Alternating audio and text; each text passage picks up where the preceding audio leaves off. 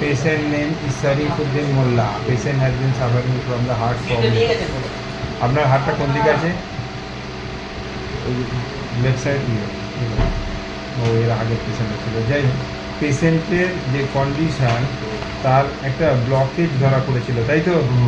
হ্যাঁ, এখন আমরা শব্দ দেখে নিচ্ছি আগের বারে, ঠিক আছে? ব্লকেজের জন্য আমরা তাকে ওষুধ দিলাম, আর হার্টকে ভালো রাখার জন্য ফেনোমেনা হচ্ছে চারটে। একটা হলো হার্ট বানানো হচ্ছে HEART। হার্টটাকে ভালো রাখতে গেলে চারটে জিনিস। E for extra salt in diet. Extra salt in diet, খাবারের মধ্যে কোনো ধরনের থাকবে না, কোনো নুন থাকবে না। খাবারের মধ্যে এমনি তরকারি নুনটা যা হলো এক্সট্রা নুন আপনি নিতে পারবেন না, ঠিক আছে?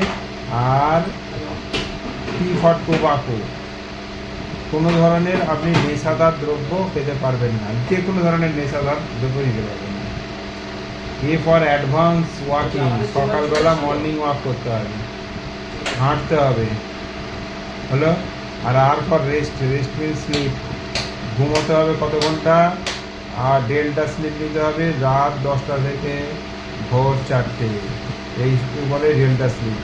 এই যদি করে একটা মানুষের হার্ট আর কখনো খারাপের দিকে যাবে না। তাহলে E for extra salt, A for advance walking, R for rest, আর টি ফর টোবাকো আর এনি টাইপ অফ নেশাদার দ্রব্য, সেগুলো চলবে না। এইটা মেনটেন করলেই আপনার হার্ট সুস্থ থাকবে।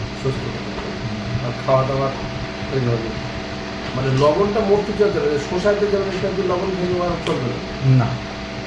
এক্সট্রা সল্ট মানে সব জায়গাতেই এক্সট্রা সল্ট আমাদের শরীরে 4টে পদ্ধতিতে ঢোকে।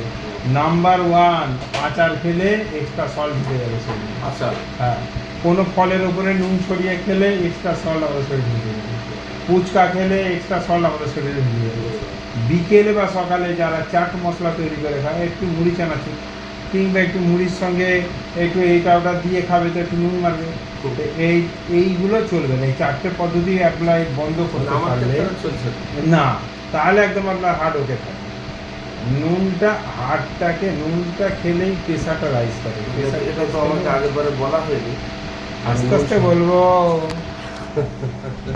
না, নুন একটু